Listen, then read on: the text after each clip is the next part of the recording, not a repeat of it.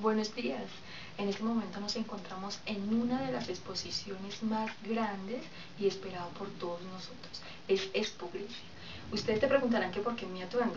La verdad que para poder ingresar debemos hacer partícipe de esta época.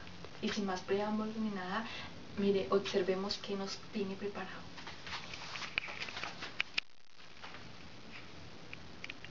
Este es el mapa de Grecia. Se conocía antes como el Hada, pero no formaba un estado centralizado y políticamente estaba fragmentado en numerosas polis o ciudades de estado. Luego de guerras contra los persas, Atenas se convirtió en el centro del mundo griego. Llegó a agrupar 500 ciudades. Las sociedades se dividían en tres categorías. Eran los ciudadanos, los médicos y los esclavos. Los ciudadanos gozaban del privilegio de la ciudadanía, fuesen pobres o ricos, y ellos permitían intervenir en el gobierno. Los médicos, extranjeros que vivían y tenían negocios en Atenas, pagaban impuestos y formaban parte del ejército, pero no eran considerados ciudadanos. Los esclavos, hombres y mujeres sometidos a un amo.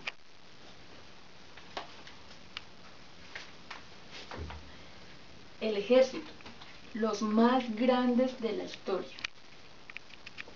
Ellos, al escuchar las trompetas que emitían la señal, ya sabían que tenían que guerrear, que lo hacían con regularidad y ante el menor pretexto. Todos los varones estaban obligados a combatir. La temporada de esta guerra empezaba en marzo y terminaba en octubre, para luego ellos regresar a cosechar aceitunas y hacer vinos.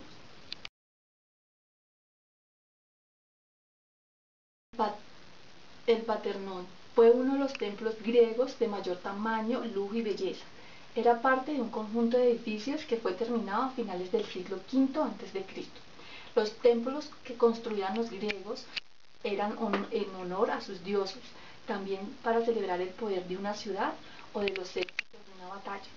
Los templos no estaban destinados a albergar gran cantidad de gente, ya que las ceremonias religiosas se realizaban en el exterior. Se construían con bloques de piedra, carea o mármol bien detalladas. Los tejados eran en madera. La agricultura. Se observa que era la base de la economía de la antigua Grecia. Estuvo basada en los tres tipos de plantaciones mediterráneas básicas, que eran los cereales, los olivos y las viñas.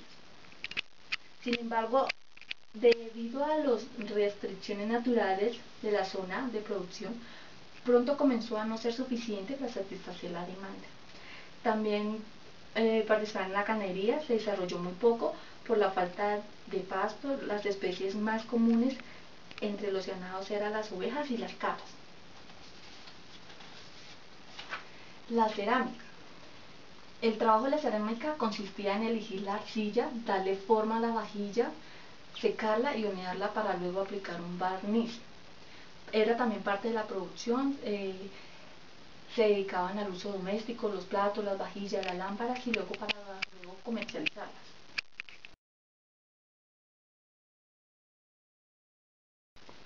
Aquí podemos observar el medio de transporte de los griegos.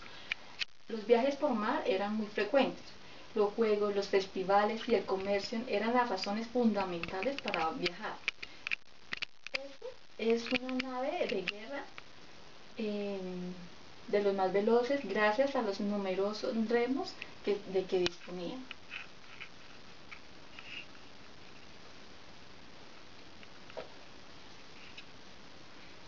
Acá tenemos al dios Poseidón. Los griegos eran politeístas, creían más en un dios y le daban mucha importancia a ello. Se levantaban un templo en honor a alguno de los 12 dioses olímpicos, se les daba algún tipo de culto, cada uno tenía una función distinta, se les solía personificar una imagen. Aquí Aquí tenemos Poseidón, que es el dios de los mares y océanos. Los controla en su totalidad y todo lo que pasa en ella también puede provocar terremotos.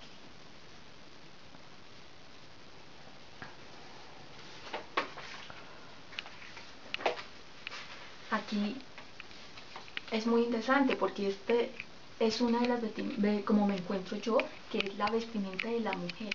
Era una túnica larga, a veces hasta los tobillos, sujeta por un cinturón, capa que se envolvía en un cuerpo, calzado unisex, que son sandalias. El del hombre iba hasta los tobillos, también con sandalias. También era una forma de identificar las clases sociales. Por ejemplo, los campesinos vestían generalmente ropas de lana, cuero o pieles de animales y un gorro del mismo material. De esta forma se diferenciaba.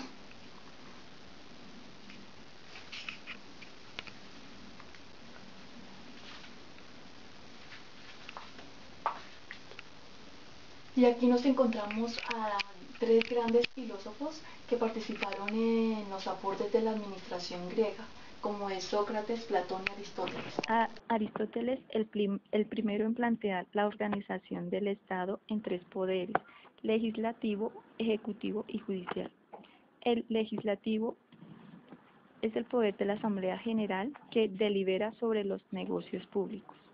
El ejecutivo es el cuerpo de magistrados que manda y administra las cosas del Estado y defiende los derechos de todos. El judicial es el cuerpo de jueces que atiende asuntos relacionados con la administración de justicia.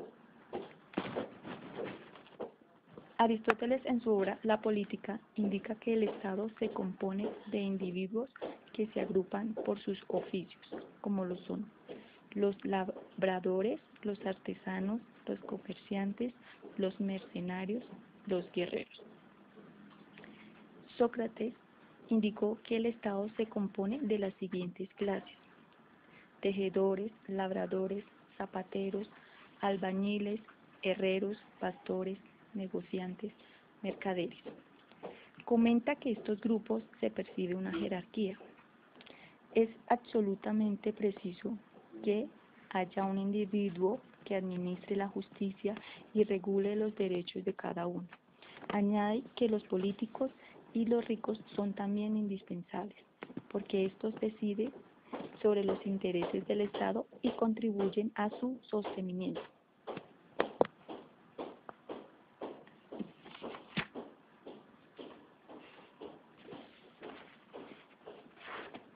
Platón, en su libro La República, dejó varias enseñanzas sobre la racionalización del trabajo.